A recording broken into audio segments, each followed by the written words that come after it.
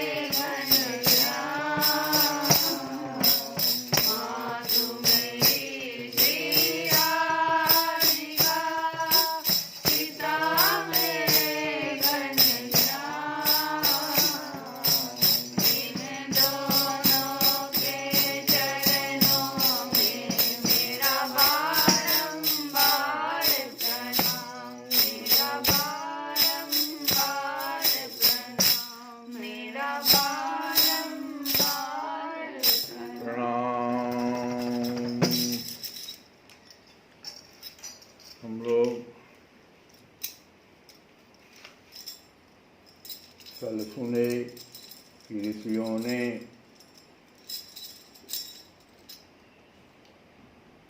जब वो काला कौआ जैसा जांघ के वेणु के जो मरा हुआ वेणु था, सुनीता माँ थी, वो उसको संभाल के रखी हुई थी सबको। ऋषियों ने चोर डाकुओं के उत्पात को जब देखा तो जानते हो ना, संत सरल चित्त, संतों का हृदय जो होता है ना बड़ा सरल होता है। तो क्या करना चाहिए, है तो जो खानदान है, जिस वंश से ये आया है वेणु, यहाँ तो बड़े बड़े धार्मिक लोग सब उत्पन्न हुए थे, क्यों नहीं हम लोग उस वेणु से ही कुछ निकालें। तो जांघ के भाग को मथुरा, दोनों जांघ को, उससे क्या निकल गया, एक काला कौआ जैसा। और वो पूछा मैं क्या करूं, तो ऋषियों ने कहा निषीद, बैठ जा। वही निषाद कल आया, लेकिन किया क्या उसने, जन्म लेते ही राजा बेन के भयंकर पापों को अपने ऊपर ले लिया। ये बहुत बड़ी बात है। उस राज्य से पाप चला गया, ऋषि लोग बड़ा प्रसन्न हो गए। अब उसके अगले भाग का मंथन करेंगे कि जो इसमें गलत चीज था इस राजा में, उसको तो मैंने निकाल दिया। अब ये संत लोग देखो, श्री मैत्रेय जी कहते हैं, विदुर जी, इसके बाद ब्राह्मणों ने पुत्रहीन राजा बेन की भुजाओं का मंथन किया। सारा जो गुण है वो कर्म की दृष्टि से अगर देखा जाए, कर्मेंद्रियों में तो भुजा में, वो भी क्षत्रियों में तो निश्चित रूप से ब्राह्मणों के मस्तिष्क में और क्षत्रियों के भुजाओं में, इसीलिए भुजाओं का मंथन किया।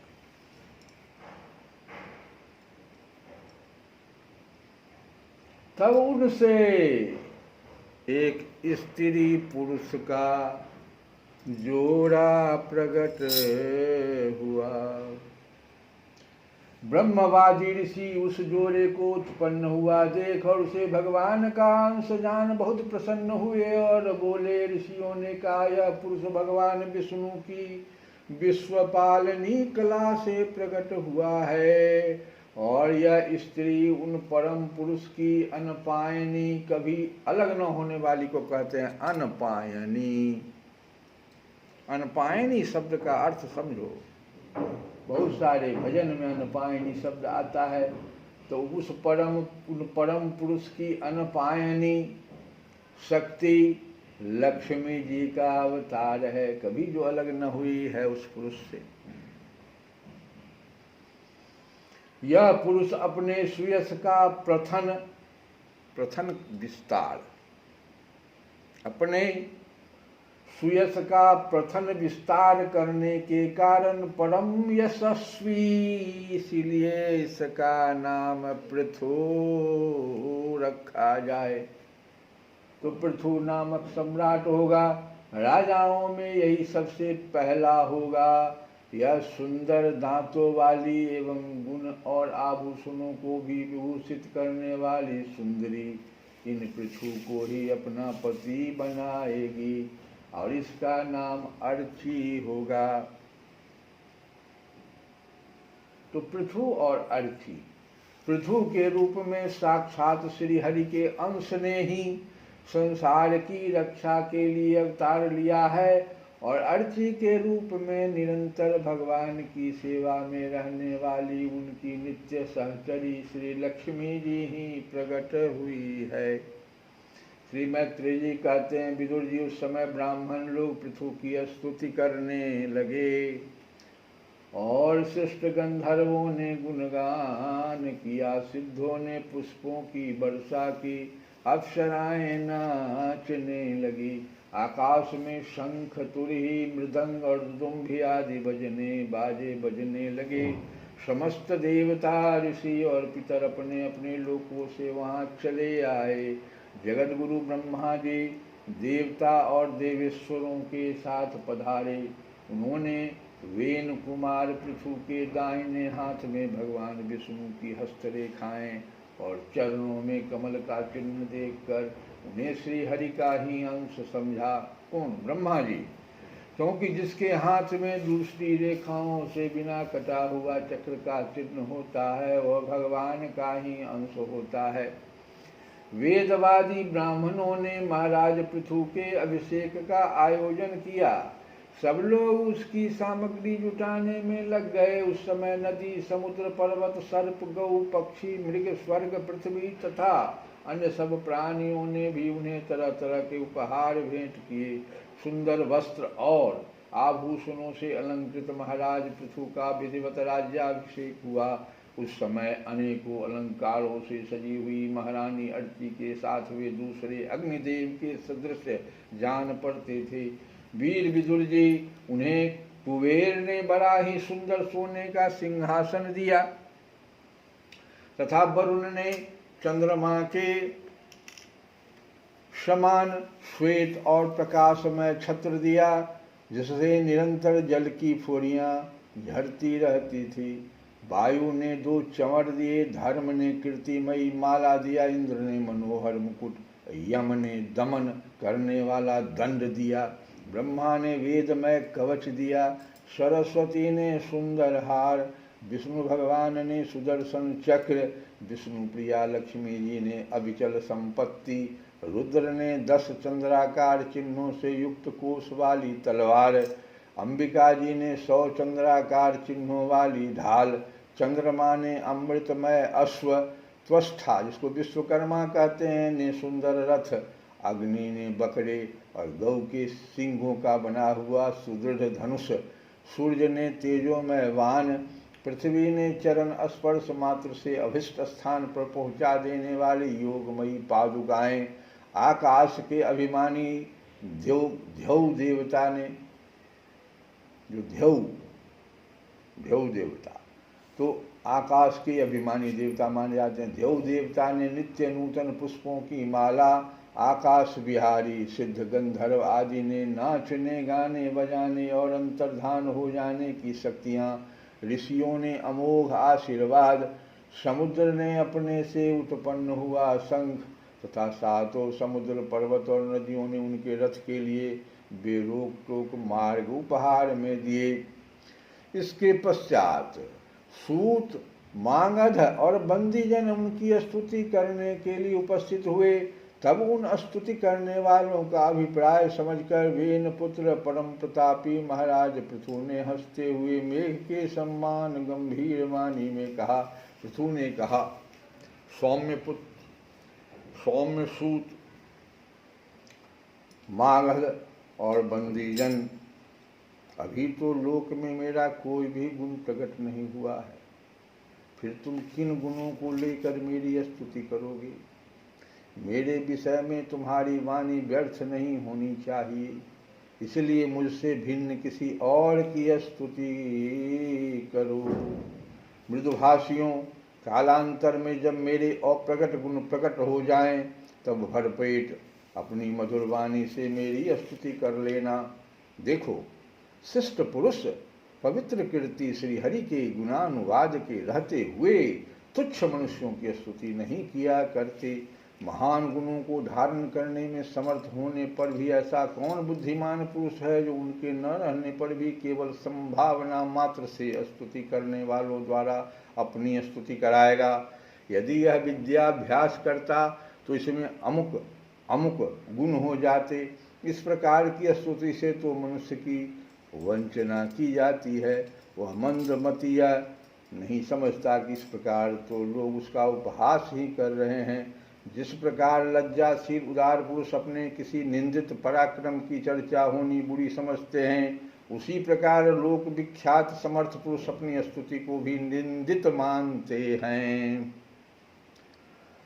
सूतगण, अभी हम अपने श्रेष्ठ कर्मों के द्वारा लोक में अप्रसिद्ध ही हैं। हमने अब तक कोई भी ऐसा काम नहीं किया है जिसकी प्रशंसा की जा सके। तब तुम लोगों से बच्चों बच्चों के समान अपनी कीर्ति का किस प्रकार गान करावें। कितनी सुंदर बात। अभी तो राजा हुए ही नहीं। पृथु ने उन बंदी, ये जो सूत मांगध और बंदीजन उनकी स्तुति करने के लिए उपस्थित हुए थे, उनको उन्होंने रोक दिया कि नहीं, अभी नहीं, अभी स्तुति करने का समय नहीं है। देखो, रामचरितमानस में बहुत सुंदर सी बात एक आई है। ये जो हमारे जो ऋषिगण थे, ब्राह्मण लोग, जब देखे क्या कि बेन का जो है, ध्रुव का वंश न कहो, बेन का वंश कहते तो ध्रुव के वंश में ही न बेन आए थे, ये समाप्त हो गया है एक अधर्मी के कारण, मेरे ही द्वारा ये मारा गया। संत लोग कितने हितकारी होते हैं। रामचरितमानस में देखो, उस पर बहुत सुंदर जो है गाया गया है। ये तो सही है, कल भी हम कहे थे कि ये जो सृष्टि है, संसार जगत है, वो गुण और अवगुण से भरा हुआ है। कमल और जोंक एक साथ ही पैदा होता है, एक के स्पर्श से सुख मिलता है, एक स्पर्श करते रक्त चूसने लगता है। अरे भाई क्या हो गया। तो इस प्रकार है कि दुख सुख पाप पुण्य दिन राति, असाधु असाधु सुनारी पूजाती, साधु असाधु सुजाति पूजाती। सब देखो, दो शब्द है, ध्यान दो। तुम लोग भजन में मस्त मत हो, ध्यान दो, बड़ा सुंदर बात है, फिर मिलेगा नहीं।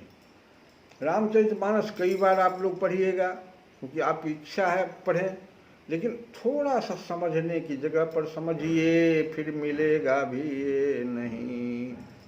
और अपने से समुद्र में भी जल होता है और वर्षा का भी जल होता है। समुद्र का जल नमकीन होता है, किसी उपयोगी नहीं हो पाता है मनुष्य के लिए। रामचरितमानस, अरे वेद और पुराण, वेदों को समुद्र कहा गया है और उसमें से निकाला गया सुंदर मधुर जल, रामचरितमानस। तुलसी बाबा, लोक कल्याण। ये लोक कल्याण की कथा सुनो, पहले लोक कल्याण की कथा सुन लो, बहुत जरूरी है। सूर्य वंश में दो ऋषि हुए, दो व्यक्ति कहो अच्छा रहेगा, अभी व्यक्ति एक हो, एक भगीरथ, खूब तुम लोग नाम जानते होगे भगीरथ, और दूसरे त्रिशंकु। त्रिशंकु भी उसी वंश के थे। अब देखो, मनोरथ में अंतर था। दोनों एक ही चीज चाहते थे कि स्वर्ग प्राप्त, स्वर्ग स्वर्ग स्वर्ग। लेकिन एक कहते थे त्रिशंकु महाराज कि मैं शरीर सहित स्वर्ग चला जाऊं, मैं।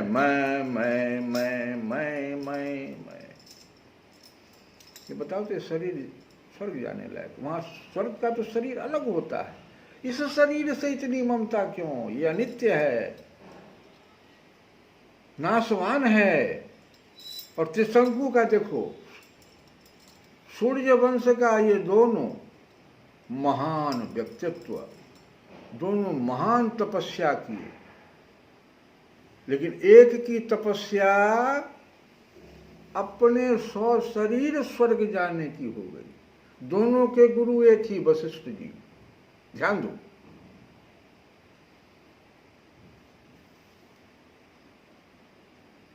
लेकिन भगीरथ जी का देखो, इन्होंने मांगा तो क्या मांगा, स्वर्ग तो मांगा, लेकिन अपने लिए नहीं। इन्होंने स्वर्ग मांगा अपने पुरखों के लिए, जो क्या गलती किए थे कपिल महान को। उनके श्राप से सब जल गए थे। ये भगीरथ के पुरुष थे। तो अपने पुरखों 60,000 इनको किस तरह से स्वर्ग मोक्ष मिल जाए, स्वर्ग मिल जाए। हे भगवान, आप गंगा जी को हमारे धरती पर ले आए। देखो जल दोनों जगह मिलेगा। एक का जल होगा कर्मनाशा, दूसरे का जल होगा गंगा। देखो ध्यान दो, बहुत ध्यान से करते सुनने के लिए कथा को तुम लोगों को। ये कथा हम अपने लिए करते हैं, तुम लोगों को सुना देते हैं और लोग लाभ लेते हैं, अच्छी बात है। एक ही वंश के दोनों महान तपस्वी, एक ही बात जो स्वर्ग, लेकिन एक ने कहा कि मेरे पुरखों को इससे मोक्ष मिल जाए, स्वर्ग मिल जाए, और एक ने कहा कि मैं 100 शरीर स्वर्ग प्राप्त करूं। वशिष्ठ जी के पास त्रिशंकु चला गया, उनकी बात तो हो गई, वो तो लोक कल्याण की बात कर रहे थे भगीरथ जी। गंगा जी आए, तो गंगा जी का जो नाम है, तुम जानते हो गंगा जी का नाम क्या है? सकल लोक जग पावन गंगा, सकल लोक जग पावन गंगा, सकल लोक जग पावन गंगा। गंगा जी तो वो है, लोक कल्याण के लिए भगीरथ जी ने तपस्या की। और त्रिशंकु ने क्या किया सो देखो, गुरु जी से, वशिष्ठ जी से अपनी बात कह दिया। वशिष्ठ जी वेद को अपना अनुशासन मानते थे, कहे ऐसा हो ही नहीं सकता है कि यह शरीर तुम्हारा वहां स्वर्ग चला जाए, मैं नहीं कर सकता। तो त्रिशंकु का दिमाग देखो इस प्रकार से सोचता है, अपने मनोरथ, अपना ही बारे में, तो उसका देखो किस तरह से उसका दिमाग भी, बुद्धि उसका कैसे खराब हो जाता है। ये बुद्धि ही तो सारा बताए, तो तुम्हारे सांख्य शास्त्र में बुद्धि को ही मन जो है ना, पहले ज्ञान सागर को ये चंचल सिंह अपने हाथ में लेता है। मंत्री हैं ज्ञान सागर, इस पूरे शरीर को कहो संचालन करने में ज्ञान सागर बुद्धि, और ये चंचल सिंह मन है, ये पहले उसको लपेट लेता है। समझा दिया कि तुम शरीर, सब लोग, वशिष्ठ जी को समझा रहा है कि सब स्वर्ग तो बहुत, वशिष्ठ जी कह रहे हैं स्वर्ग जाना बहुत आसान बात है, तुमको कुछ मंत्र देते हैं स्वर्ग चले जाओ। नहीं, वैसा स्वर्ग लेके हम क्या करेंगे, हमको कुछ ऐसा बताइए ना जो आज तक नहीं हुआ, 100 शरीर हम स्वर्ग जाए। जब वो नहीं माने तो वशिष्ठ जानता था वो कि वशिष्ठ जी का बहुत बड़ा विरोधी विश्वामित्र है, दोनों के बीच में बहुत तेज झगड़ा था उस समय में। वो विश्वामित्र के पास पहुंच गया त्रिशंकु, और विश्वामित्र से भी यही बात कह दिया। तो विश्वामित्र ने कहा हम तुमको जरूर भेजेंगे। तो कैसे भेजेंगे, तो अपना सारा तप नष्ट कर लेंगे हम, वैसा ही गुरु। क्यों, इसीलिए तप नष्ट करेंगे क्योंकि वशिष्ठ को हमको नीचा दिखाना है, तुमको स्वर्ग नहीं भेजना है, हमको वशिष्ठ को नीचा गिराना है, क्योंकि वशिष्ठ जो नहीं किया सो हम कर देंगे। देखो अब भेज दिया उसको। जैसे ऊपर गया देवताओं ने देखा इस शरीर धारण किए कौन आ रहा है, एक धक्का मार दिया ऊपर से, तो ऐसे जो सर ऊपर पैर नीचे जा रहा था, सर नीचे हो गया, पैर ऊपर हो गया त्रिशंकु का, लटक गया। अब वो चिल्ला रहा है नीचे से, हे गुरुवर बचाइए बचाइए। विश्वामित्र कहे रुक जा, जहां हो वहीं स्थिर हो जा। अब देखो संसार में एक ऐसी बात, क्या संकेत है इस कथा से, सो समझो। संसार में पैर नीचे और सर ऊपर होता है, क्योंकि जितनी भी हमारी ज्ञानेंद्रियां हैं वो पहले बताती है तब पैर चलता है। उसका क्या हुआ, ज्ञानेंद्रियां नीचे हो गया, पहला फल तो उसको जो कैसा गंदा लगा, उल्टा हो गया। रुक गया, लटक गया, जीभ बाहर हो गया तो लार टपकने लगा उसके मुंह से। लार का दूसरा अर्थ होता है वासना, लालसा। क्योंकि बहुत वासना, लालसा में कर लिया वो कि हम स्वर्ग जाएंगे, तो वो जो लार टपका वही क्रमनासा जल बन गया।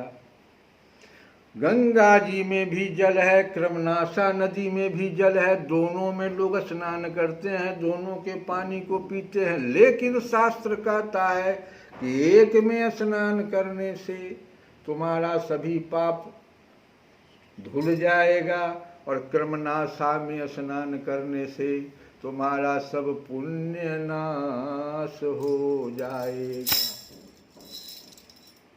तो बड़ा ध्यान से कथा सुनिए भाई, मनोरथ हम जो कह रहे हैं इसको समझिए।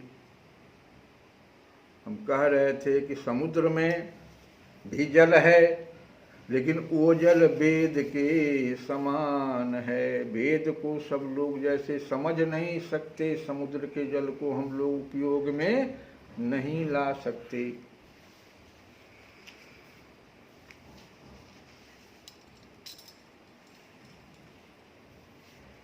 तो पहले तो हम कह रहे हैं कि दुख सुख पाप पुण्य दिन राति सब, देखो दुख और सुख, पाप और पुण्य, दिन और रात, साधु और साधु, सुजाति और कुजाति, सबका वर्णन सब भगवान ब्रह्मा जी किया। ये कोई किसी ने रचा, सब ब्रह्मा जी का रचना है। दानव देव ऊंच और नीचू, अमीय सुजीवन माहुर मीचू। माया ब्रह्म जीव जगदीशा, लक्ष्य अलक्ष्य रंक अवनीशा। काशी मग सुरसरी क्रमनासा, आगे न क्रमनासा, सुरसरी गंगा जी और क्रमनासा, काशी और मग, मग कहते हैं मगध। तो काशी मग सुरसरी क्रमनासा, मरुमारव महिदेव गवासा। शरग नरक अनुराग विरागा, निगमागम गुण दोष विभागा। निगमागम गुण दोष विभागा,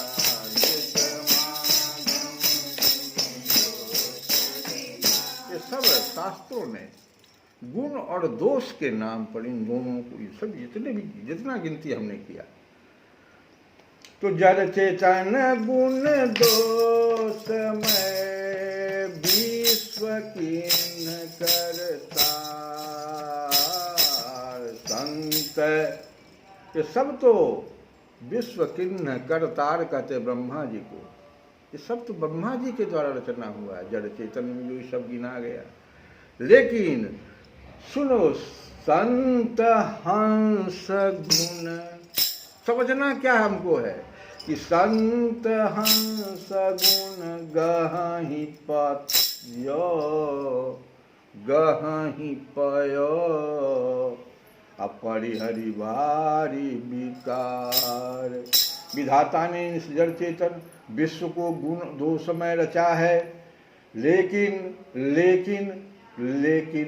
संत रूपी जो हंस हैं वो दोष रूपी जल को छोड़कर गुण रूपी दूध को ही ग्रहण करते हैं। दोष रूपी जल को छोड़कर संत को हंस कहा गया। संत रूपी हंस दोष रूपी जल को छोड़कर गुण रूपी दूध को ही ग्रहण करते हैं। तो देखो, अस विवेक जब देई विधाता, तब तज दोष गुण ही मनुराता। जब ऐसा विवेक भगवान देते हैं, अब हंस के समान बनने का अर्थ समझो, ये भजन नहीं है, ये बुद्धि से काम नहीं चलेगा, विवेक शब्द आ गया। तो जब ऐसा विवेक भगवान देते हैं, अस विवेक जब दे विधाता, तब तजी दोष गुण ही मनुराता। मनुराता, ये मन जो है ना, सब देखो फिर मन पर आ गया। ये मन जो है, इसके बाद जैसे ऐसा विवेक हमको हो जाता है तो ये मन जो है दोष के प्रति विरक्त हो जाता है और गुण के प्रति अनुरक्त हो जाता है। विरक्त और अनुरक्त मन तो वही है। होना जाना किधर है, कहे ना, मन बीच में, एक संसार के एक तरफ इस विश्व, एक तरफ परमात्मा और एक तरफ संसार। मन को अब सोचना है कि विरक्त किससे होना है, अनुरक्त किसके तरफ होना है, संसार की ओर अनुरक्त होना है कि विरक्त होना है, परमात्मा के तरफ अनुरक्त होना है कि विरक्त होना है। ये तो मन को करना है। इसीलिए देखो, जब ऐसा विवेक देंगे विधाता, तब कैसा विवेक, हंस रूपी विवेक। संत कौन है यहाँ पर? सुमति भूमि थल हृदय अगाधु, वेद पुराण उदधि घन साधु। बहुत सुंदर बात, बहुत सुंदर संकेत है रामचरितमानस में। हम लोग सीधे पढ़ जाते हैं। ये सुमति भूमि, सुंदर मति, भूमि कहते हैं। बुद्धि जिसका खूब सुंदर हो जाए, विवेकवान हो जाए, यही भूमि हुआ हमको उपजाने के लिए। किसको उपजाने के लिए? संत के समान हमारा जो विवेक है, संत को जैसा होता है, उसको उपजाने के लिए हमको करना क्या पड़ेगा? तो बताते हैं कि सुमति भूमि थल हृदय अगाधु। अरे भाई, जल तो ऊपर से वर्षा का नीचे गिर रहा है। अगर मान लो भूमि ऐसा है जो कि उस जल को गंदा कर दे, उसको कलर्ड कर दे,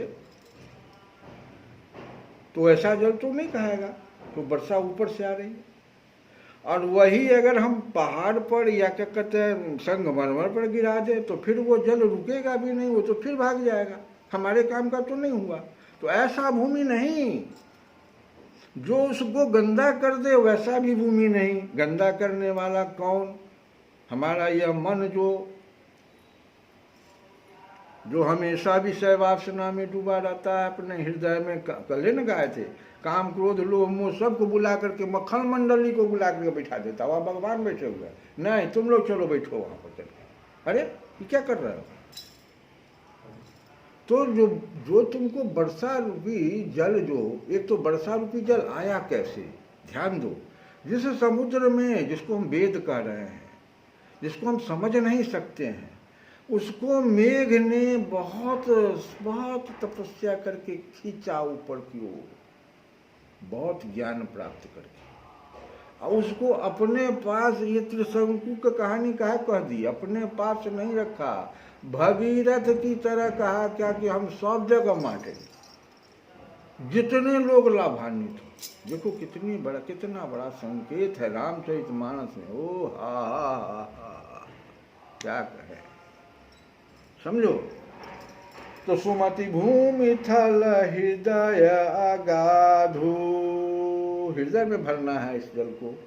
हृदय की गहराई समुद्र से की गई है, फिर पुनः भीतर में। बाहर का समुद्र तो है ही, अब भीतर में भी हमारा एक हृदय समुद्र के समान है, बहुत गहरा। तो हमको अपनी बुद्धि, सुंदर बुद्धि से कानों के रास्ते, जैसे जब गंगा जी जो भगीरथ लाए तो भोले बाबा ने अपने जटाओं में उसको समेटा, एक साथ गिरने नहीं दिया उतने धारा को, और सबको समेट करके गंगा जी के रूप में पृथ्वी पर आने दिया। वैसे ही यह जो मस्तिष्क में यहाँ जो बुद्धि है सुंदर सुमति, इसको हो जाने दो पहले, और इससे जो प्राप्त हुआ ज्ञान सुंदर जल, उसको कान रूपी श्रवणम से हृदय में आके जमा करो। हाँ, खलमंडली को ना निवास करने दो। यही तो कथा हम कह रहे हैं। श्री कृष्ण गोविंद हरे मुरारे, हे नाथ